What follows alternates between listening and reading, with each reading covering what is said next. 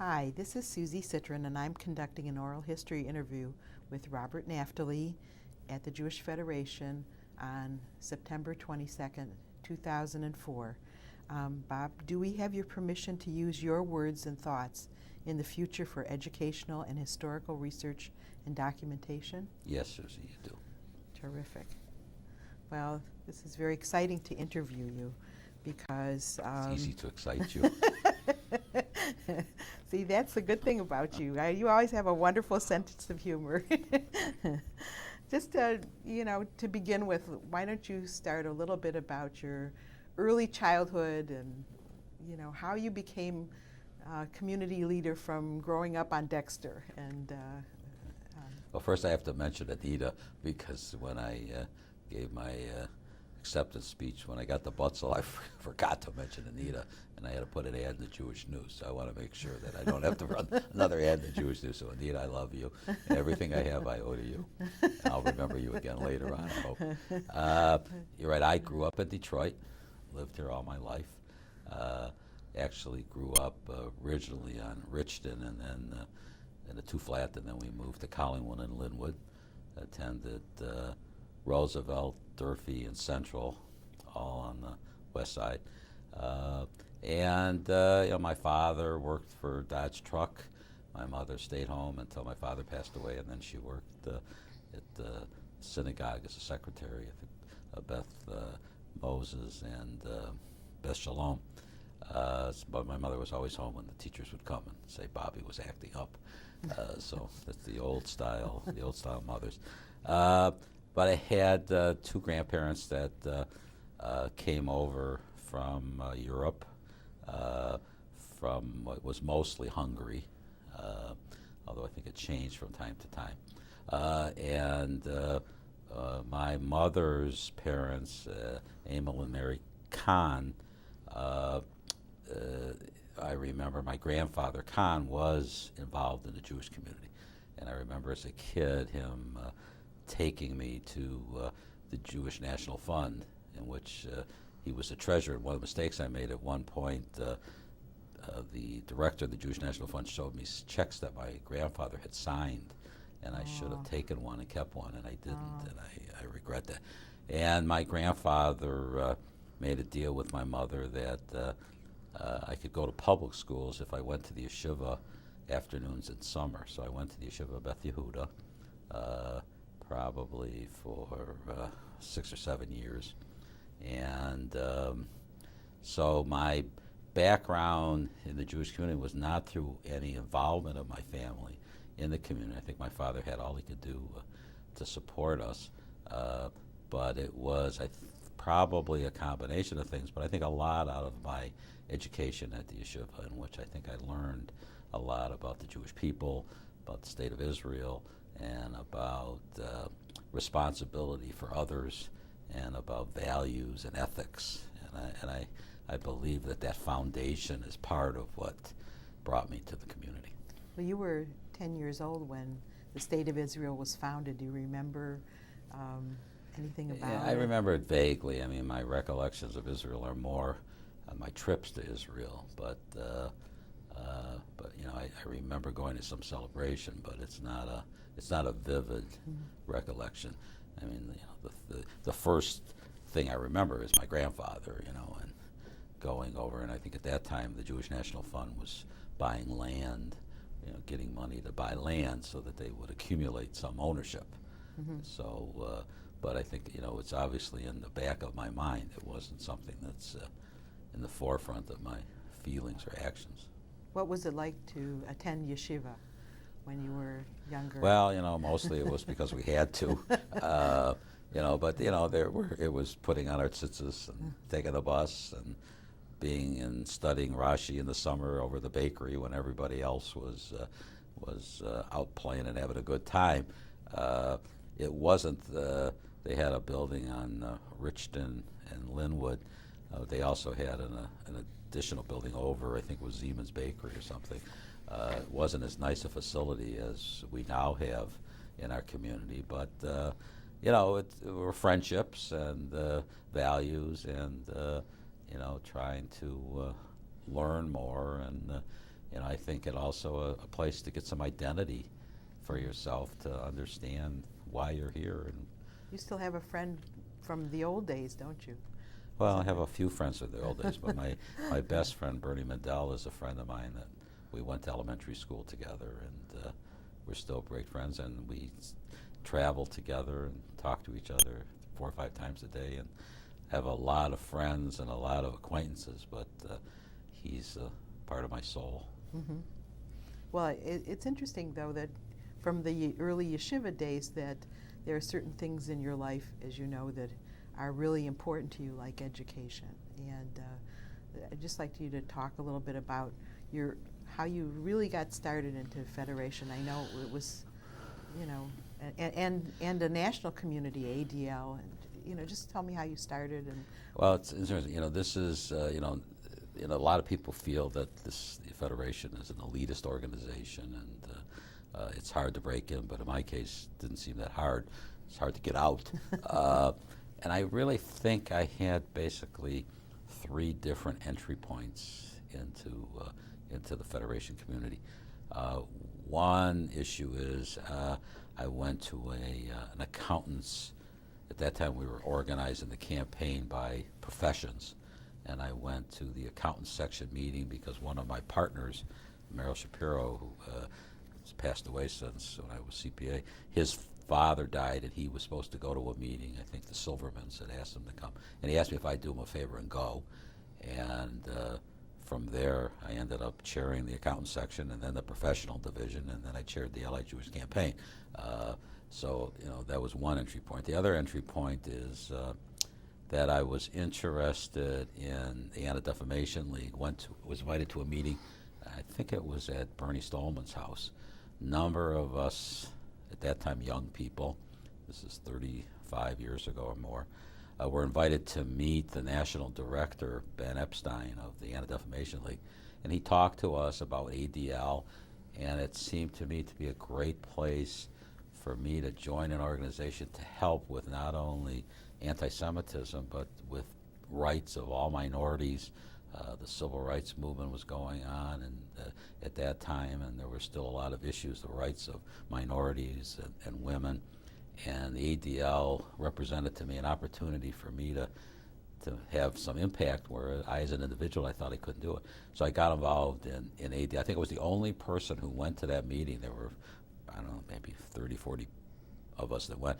And I drove Dick Lobenthal crazy, saying, I want to get involved, and I want to get involved, until I finally got involved, and I've worked myself up to, I chaired the Michigan region of the ADL, and I'm still the national treasurer. I chaired their budget committee, on the executive committee, on their foundation board. I chair the audit committee. I chair their personnel committee. I'm still stayed active with the ADL. Then I got involved in Federation side of, which is the spending side of this organization, through the budget division that funded ADL, in order to. First, my motives were to protect the ADL allocation that they got from Federation, and Judge Gubo was the chair, and then Avron Cohen was the chair of that division, and I over time became the chairperson of that, and even went on to the National Council of Jewish Federations, which now has a different name, and they had a large city budgeting conference, and I was a member, and then I chaired that for more years than I was supposed to. They couldn't find anybody dumb enough to do it. Well, everybody would say at the national meetings, wasn't Abba Eben's speech great? And I would say, oh, I don't know, I missed that. I was looking at the budgets of American Jewish Congress. So, I had these different entry points, and because of the openness of this community, I was able to move up, starting at the beginning of the Federation, end up as its president. So. This community's been great to me. But you did things on a national level, which is very exciting as well. So you had. Yeah, national level's nice and important, but there's nothing like Detroit, and there's nothing like this community. I think at the time that I chaired the large city budgeting conference, almost all the national spots were chaired by Detroiters. I think at that time, Marty Citron chaired chaired the Council of Jewish Federations, and there was another piece of it that was shared with Detroiters. Max Fisher once said, "Oh, it's all Detroiters," and it shows you what a great community we have. But our leadership is not just in Detroit; it's across the country. Yeah. But Detroit's where we need to keep at it and stay with our efforts. Sure, absolutely. Well, I noticed that in '93 you had the Champion of Liberty Award from ADL as well. So they They'll obviously give anybody an award. No, I think that they thought very highly of you. And No, that was a nice thing. Well, it was the first. I remember, and people probably wonder, who's making who are they that make all the decisions, And when I first went to my first national ADL meeting, there never was a Detroiter who was on the ADL board that didn't come. There was a B'nai B'rith half of the board, and then there was ADL half of the board. It's been more integrated at that time because ADL started out of B'nai B'rith, and then ADL became bigger than the parent.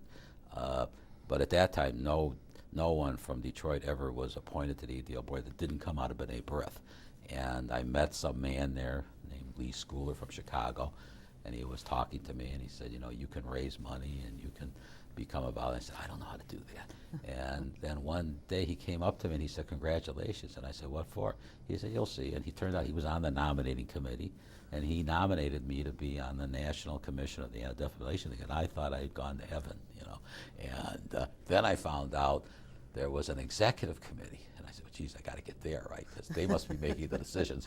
So then I became a member of the National Executive Committee, and I found, well, they don't seem to be making decisions, and I said, well, maybe I need to be a chairperson. Then I became chair of the Budget Committee for life, and if I wasn't there, then I said, well, maybe it's the officers. And then I became, and I found Abe Foxman, makes really all the decisions. Head honcho, huh? Yeah, he's really the honcho, but I still love ADL, and I still involved. I was just in New York Monday, and unfortunately, the need for ADL, which at one time we thought was easing, is getting tough again, and world jewelry is under attack, and the ADL is one of our defenses, so it's still an important part of my life. Mm-hmm. So it was nice of them to recognize me. But these, as you know, these honors are ways for organizations to raise money, and you're just a tool to help them. But if you believe in the cause, you ought to do it. You're a beloved tool, though. People love to be with you, Bob, because of your sense of humor, and also because you're a very down-to-earth person, and you are smart about things that you do. And sweet. I say that because I know you personally, but also because I've read all of the things over the years that you've done, and your folder goes back 30 years, and it's amazing what the things that you've accomplished. Well, there's a lot to do in this community, and there's a need. I would, if people do watch this, other than maybe get my grandchildren to watch it, and I've got to make sure that before we leave that I say hello to Zachary and Ben and Emily, who are important to me, and those that are coming that aren't here yet. I didn't mention your name because you weren't born yet. Maybe I'll do an addendum.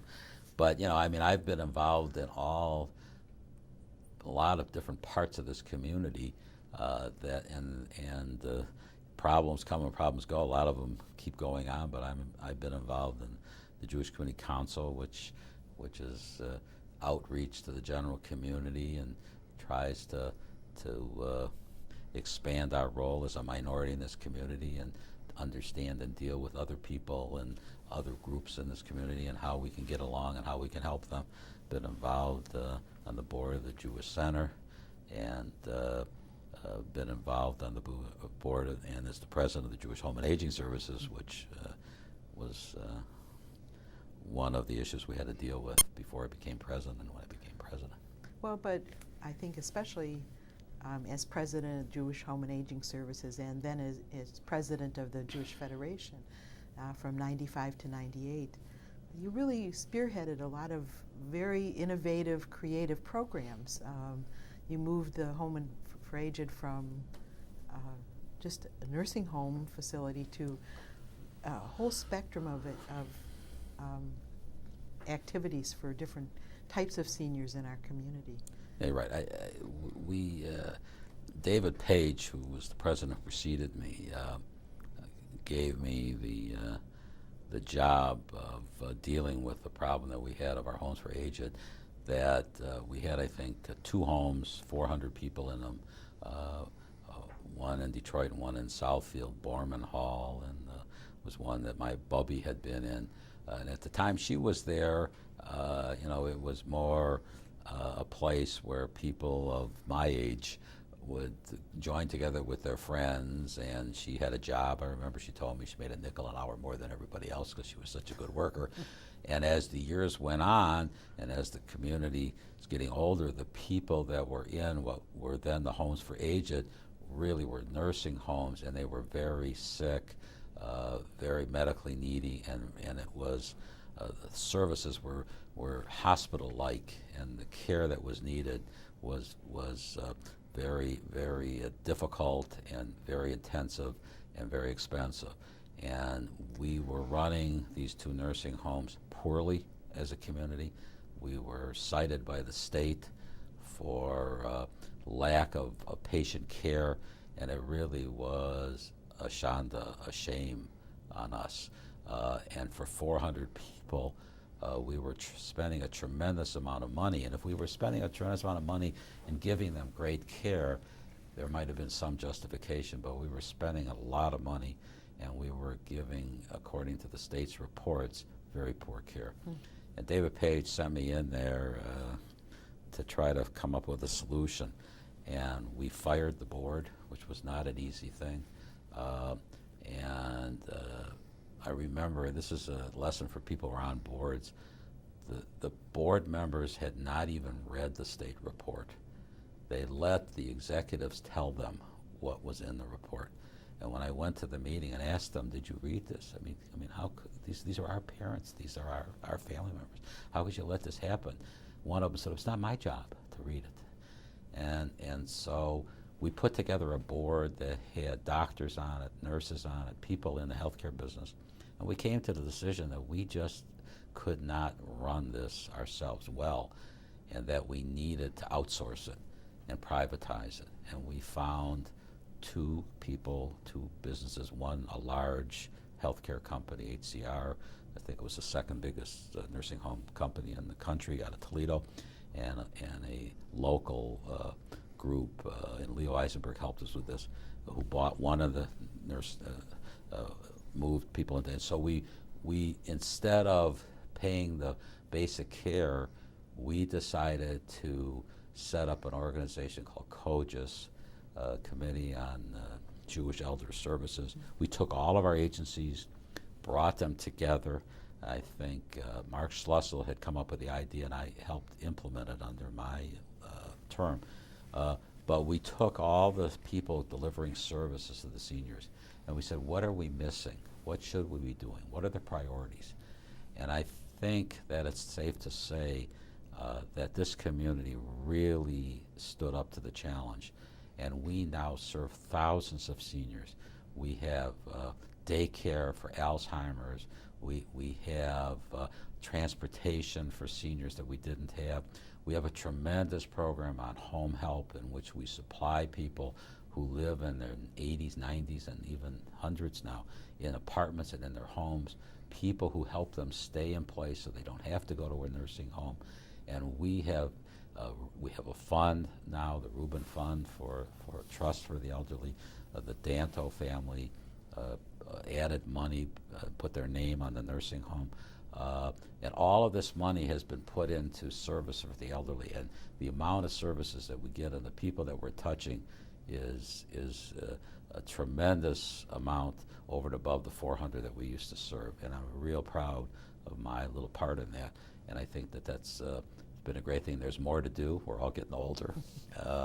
And we're going to need more services. But I think we have a great focus, and I really think we're a model for the country. So that was one stool of my presidency. Yeah. The second stool, of course, was Israel and overseas, which has continued, and then Israel continues to need our help. And then the third stool that I'm also proud of, that I spent a lot of time with Harleen Appleman and with Linda Giles, we set up Alliance for Jewish Education. And the goal there was to take education And everybody talked about what a priority it was, but to take education and to organize a group of people who would be advocates for education and to put together a roadmap for the future. And it started at a General Assembly that I went to with Harleen and Judah, and we interviewed people from all over the country as to what was going on in education, what were other communities doing, what were the best practices. And amongst the things that we came up with Synagogue 2000 that we brought into this community to help the synagogues and temples. Your temple was part of that. How do they face the future? How do they organize themselves and grow so that they provide the services that their members, how do they make the services more interesting? And we had hundreds of people around this committee working on that. We came up with the Alliance, which was kind of copied on the COJES model a little bit, in which we brought the Agency for Jewish Education into the Federation so that we would act as a priority in our community. We set up a program for scholarships for synagogues. We added $500,000 to it, which brought the temples and the synagogues closer to us because they have financial issues too of affordability. We don't want a Jewish kid not to get an education because his parents don't have the means, or and by helping affordability, we did that. Milt Schiffman was on our committee, and he came up with the idea of the Schiffman grant for scholarships for the day schools, and affordability is a big issue there. I mean, we can't depend on grandparents to take care of educating our children. It's become very expensive to be part of our Jewish community, and affordability is an issue. We set up the Hermelin Davison Committee to start with preschool children to educate our teachers better and make sure that there's nothing like a good teacher to make a school better. And we put now all our preschool teachers at the synagogue schools through a program together with Bill Davison through the Jewish Theological Seminary. I think it's now headed by Doreen Hermelin, chairs the committee, and we're now training the teachers in the grades above kindergarten. We've taken them to Israel, worked on the curriculum. We've had, I think, tremendous feedback, positive feedback from the teachers as to that they now have better skills and are able to help educate the children better. In addition to that, we have a whole roadmap. There's a lot more to be done. We set up through this committee, working with educators and experts in education, things that also can be approved that we don't have the money for yet. So there's still a lot more work to be done in curriculum development and how to use technology. We set up a technology network in the synagogues, giving them the capabilities. It was also funded by the Federation. So I think we've done a lot of things on education, but not as much as we need to do.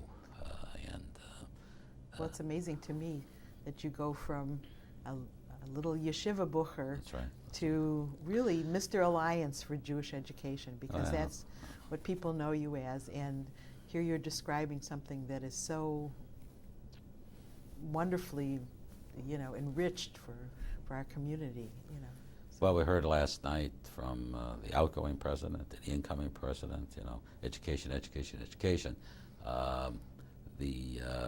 What we have to do is there's tremendous goodwill and financial resources in this community. And the goal of the Federation and the job of the Federation and its leadership is to match up that goodwill and these good ideas. I think we've laid out a roadmap of things that need to be done. Synagogues have tremendous pressure on the educational systems, and synagogues are not money makers. They're a drain on synagogues. They need more help. Our day schools that are great programs. We set up the new Hebrew high school. Was a group of young people came to us when I was president and said they wanted to start a high school, and most people said, "Oh yeah, sure, it won't do it." And I had doubts, and we said to them, "Well, you got to do certain things. We'll give you some startup money, but you've got to prove to us that you could do it, and you're going to have to get a certain student base to get this started, and you have to raise a certain amount of money to match what we put up." And they did it. And we have a great high school, but it needs a building. You know, it needs scholarship money. We have a Franco gift, hopefully it'll be funded, that will assure the financial viability of that school for the years to come, and this community should be proud of it. It's another tool in what this community needs to make sure that we're here in the long-term future, and that we pass on to our grandchildren a stronger community than we took from our forefathers and mothers. But it seems as though, for example, in the elderly, you come in at a crucial time when you come in with very innovative, creative ideas. COJES is your baby, and here's education with the Alliance and well, funding. I mean, these are community things. I mean, Mark Schlossel came up with the idea of COJES. I was just lucky to be at the time where I could see that it was implemented. And, you know, Linda and Harleen and Judah and I came up with the ideas of education. It's not one person, but the nice thing about being in leadership is that you can help implement programs that are important. And but nothing gets done by the president alone or the CEO of the federation. It's the community. And this community, we're now in a process that I'm co-chairing with Linda Klein. I have the two Linda Giles that I did education with. One is with a Y and one is with an I. Linda Klein and I are working on redoing our campaign. You know, how we raised money in the past is not necessarily bad, but we're going to have to figure out how to do it differently and better in the future. Mm-hmm. We're raising more money from less and less people. We're not doing as good a job as we can of being inclusive and reaching out. Less people are giving us money, even though we raise more, and we have to figure out why. You know, we can't be a community fundraising organization if we don't represent the community. And so it's not their fault. I think it's our fault. We're not telling the story well. We've got to tell the story better. And so we've had 70-some people meet with us over the last 4 or 5 months, working on ideas and a process that I think has given us another roadmap for the future. So the ideas are here in the community. We have to open up our ears, listen to them, and then once we get it, then I think leadership's job is to push it through and make sure that it gets done. Now, you mentioned education and the elderly, and the third prong was Israel. And I read someplace that for a long while you carried a couple of stones from Birkenau in your pocket. Yeah, from Auschwitz-Birkenau. Yeah, one of the trips that I made, I've probably been to Israel, 25 times or more. Even been to Lebanon when we shouldn't have been there.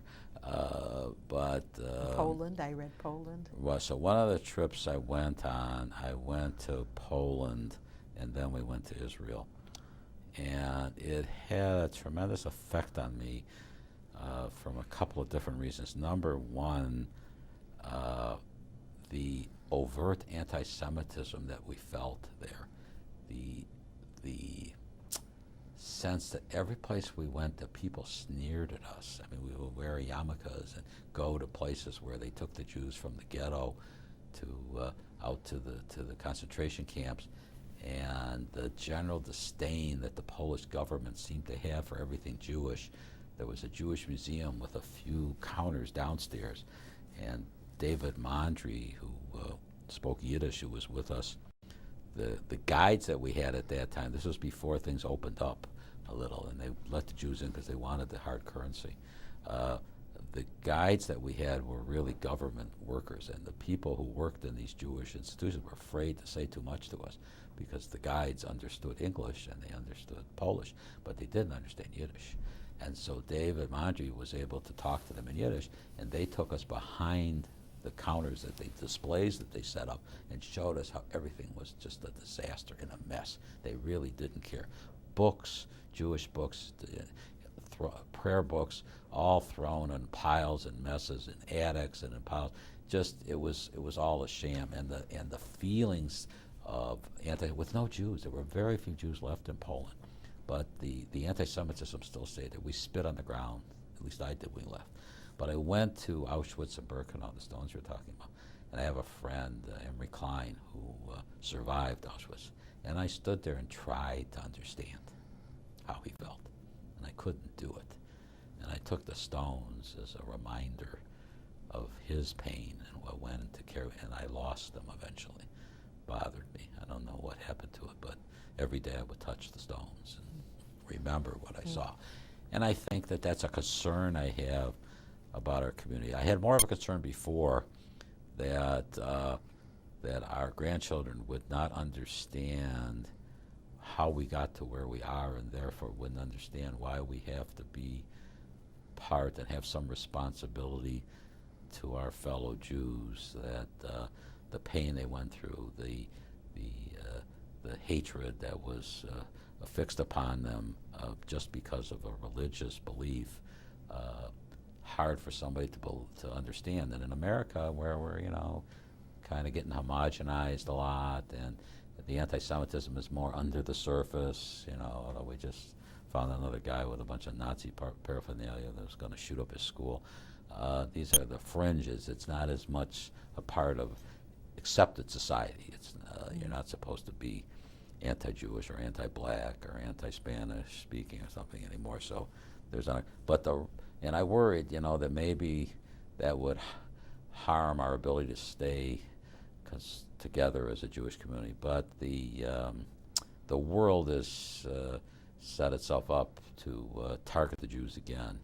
And I mean, when Jews can't walk through the streets of Paris without being feared of being attacked, and when the Arab so-called militants, whoever they are able to kill children and kill people because they're Jewish, and throw people off a boat because they're Jewish, or cut off someone's head because he's Jewish, says that there'll still be the need for us to be a strong community and protect each other. So America's been a great place for the Jewish community, and hopefully it'll stay a great place for all people. But it's not quite the same in the rest of the world, and we still have to be vigilant and aware. And Israel, was missiled by Iraq. Scuds came in, and every week or so there's another suicide bomber blowing up innocent people who, as Peter Alter mentioned, people who came from different places to find freedom. This hatred, all in the name of God, continues. And so our concern for our fellow Jews has to be one of our responsibilities. If not us, who? Yeah. So. And when was your first trip to Israel? I don't remember the exact date, but it was probably 25 years ago. Oh. How many times have you been there since then? I don't know. I was trying to remember 25 or 30 times, probably a lot. One year, I think I went 4 or 5 times when there was trouble, and I was active in the campaign and stuff. It's tremendous progress over there. I mean, it's amazing what they've done. But I wish I was optimistic. I hope if my grandchildren watch this, and they'll say Israel is safe and secure, and the borders are secure, and suicide bombings don't happen anymore, and the Arabs treat them friendly, and there's trade between the countries, and there's peaceful borders, and everybody respects each other's religion. I hope that the Muslim world comes to respect the Christians and the Jews. I don't have a lot of faith in their leadership at the moment. I hope they look at this and they say, geez, what's he talking about? Things are so wonderful over there. It's not so. I have this terrible feeling in my heart that the problems that were there 20, 25 years ago still may be. I saw a quote. There was, under President Clinton, an offer was made to Yasser Arafat for 97% of the land, the West Bank and Gaza, slight adjustments. They could have the ownership of their holy sites in Jerusalem. They could have the capital there, no Israeli troops in the West Bank and contiguous land, and he turned it down because they told him he had to stop the belligerency.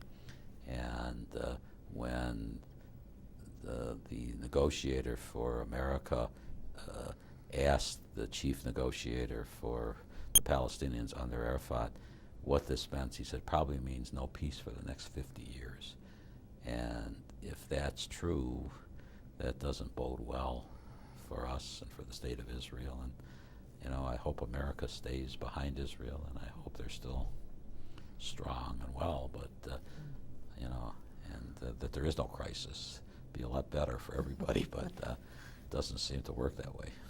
Well, talking about Israel, in reviewing some of the things that you've done, your presidency was just so rich with things for our community, and 100th anniversary of our Jewish community, big celebration and everything, and yet you face things like rabbins being murdered in Israel, so it must have been hard at certain points during your presidency.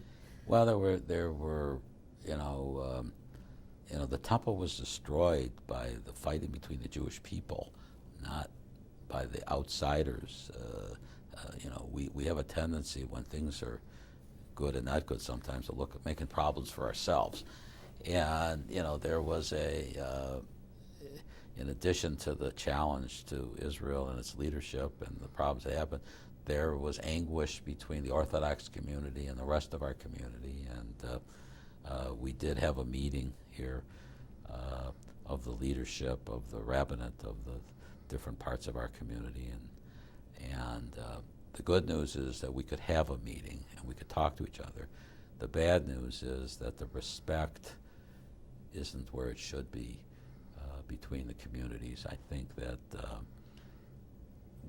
the community shows up for the Yeshiva dinner, but then it goes home and it separates itself. It's almost like we are with the African American community.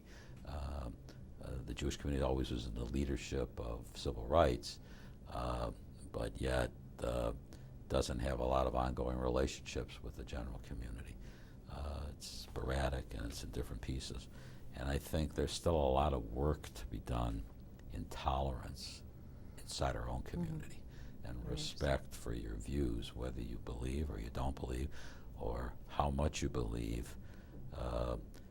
People need to respect people's choice. It's like, I'm a Democrat. I support a woman's choice to decide what she does. I don't want the government telling her whether she can or can't do something related to abortion or birth control. And I think it's the same thing in the Jewish community. We need to respect the different parts of the community, and we need to act it out. And a lot of it needs to come from the leadership and the rabbinate. And if they don't show respect, if the Orthodox rabbis don't show respect to the rabbis in the rest of this community, it's hard for the lay people to show respect. And I think there's some work that can be done, and I hope that the future bodes a little better. So Is this your next project? Well, that's a project Gary Torgo and I have talked about working on, and we haven't made much progress, but we talk about it. And it's maybe even too big for me. I don't know. Right now my project is this campaign overhaul. We're working on that. Well, you do have a tremendous talent for taking a situation and bringing people together who wouldn't otherwise sit at the same table and discussing new ideas and new and our community's really been changed by your leadership. Well, I appreciate it. I want to say a word about what my wife does before, if that's okay, because she'll be embarrassed. But the fact is, my wife does more for people than I do. And she's done and affected more lives. And if you have a couple minutes, I'd just like Anita is the love of my life, and a special woman, as you know, because you work with her on special ed.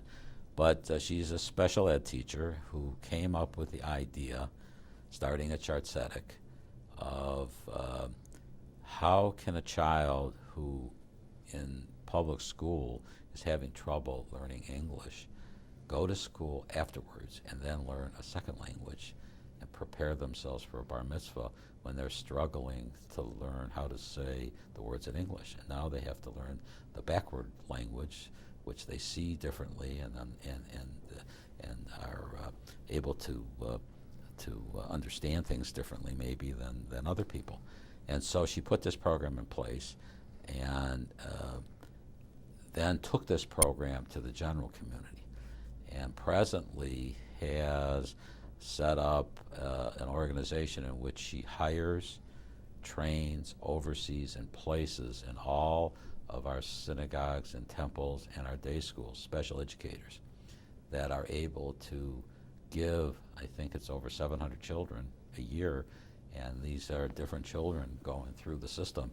So thousands and thousands of children in our community have been allowed the dignity and the opportunity of performing their bar mitzvahs or their bat mitzvahs or their education, that instead of a bad experience, it has an opportunity to be a better experience.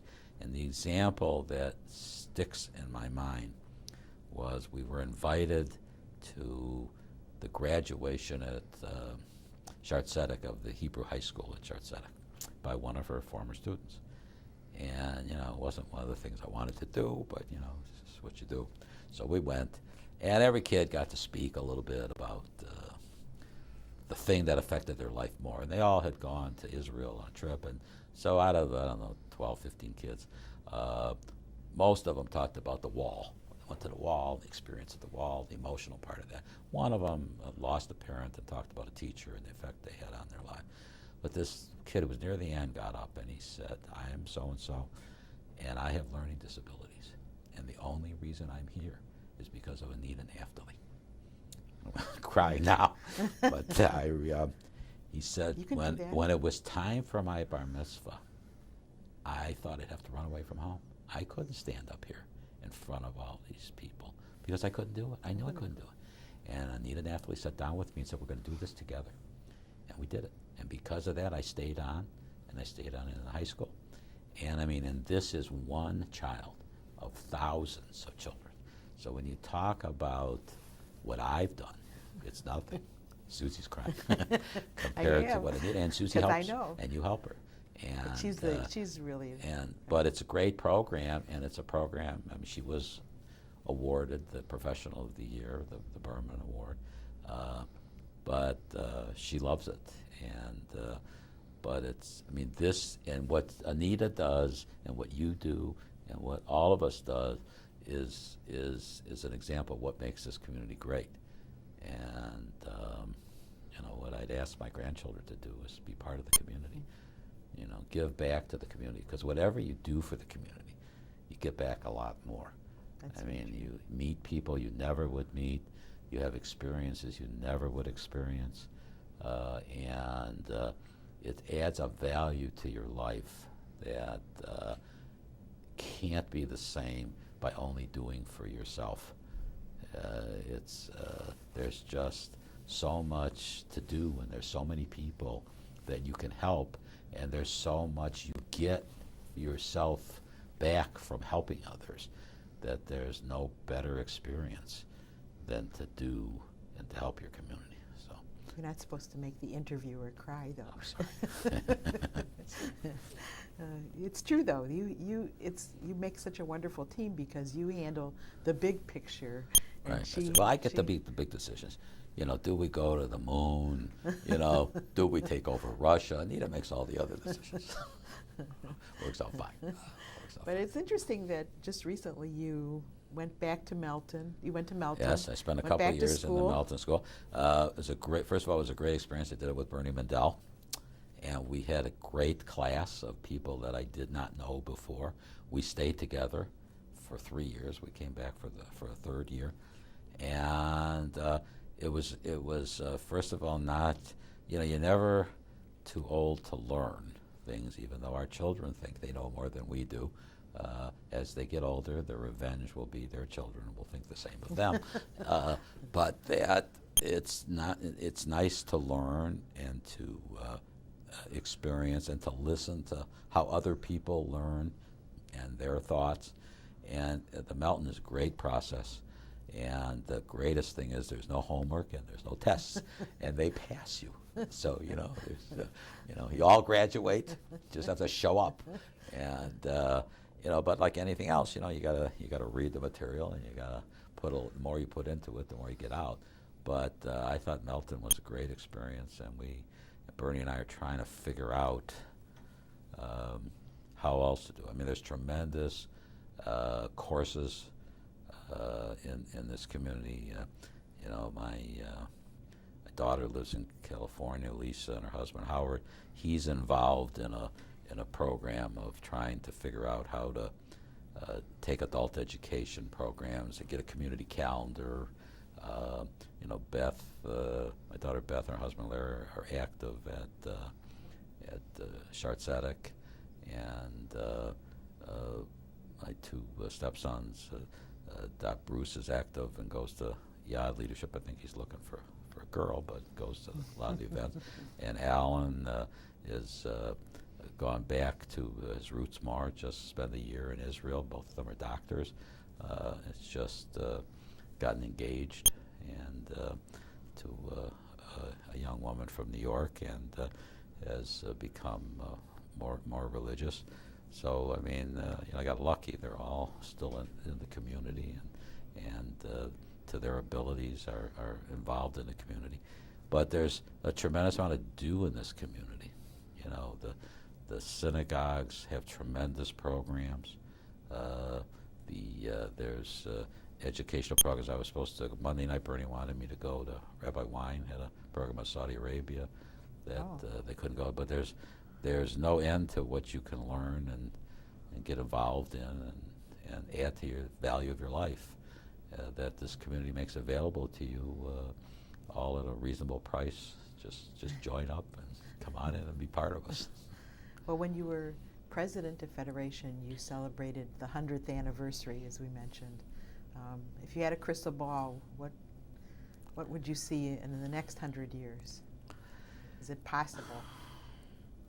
Well, I'm an old accountant, so I'm a pragmatic, practical person to a great degree, and don't see myself as a great dreamer. Even though some of the stuff I had, some people thought was a big dream. I mean, there's part of me that's concerned. Will we assimilate out of existence? Will we? Have less and less people involved, and then therefore things will not be much more improved. But I think the optimist in me says that that's probably what the people who preceded us thought. If you look back on the wall, that my God, this new leadership, that back when I started looking at us, and they'll never be able to take care of this community. So when I come to meetings and I see these young people there involved and with tremendous ideas and energy, I say to myself, the community will probably be a lot better than it is today. And what it'll be, I mean, who would believe the technology that we have today? Who would believe all the things that everybody's sitting with their BlackBerries and they're sending emails to their friends all over the world? I mean, I'm struggling with how to answer the phone, but, I got grandchildren who are saying, this is how you do the computer. You move the mouse, they're 3 years old. So my guess is it'll be a lot better community than it is today. And there'll still be problems at the Jewish Center, and some of the problems will still be with us. But that's my hope. Any words for your 3 grandchildren? Well, I love them all. Crazy about them. I wish California was closer. Lived here. The boys are doing fine. And, I always see your face light up when you talk about Zachary and Ben. Zachary and Ben and Emily. That's the only regret I have is that Emily's in California. Yeah. It's not as much fun. We get to spend more time with the others. But I want them to be happy and to be strong and to be Jewish and to remember their grandpa. Well, thank you very much. This is a wonderful interview. Thank you. I've really enjoyed interviewing you. Thank you. It's a pleasure to do it. I appreciate you I taking hope, the I hope time. we'll get together again. Who knows, in another 10 years, and you'll tell us about more of your adventures in the Jewish To community. make a date. Maybe we should make it like 20 years, and then it'll be a guarantee that we'll be back. Love you, Anita. Okay.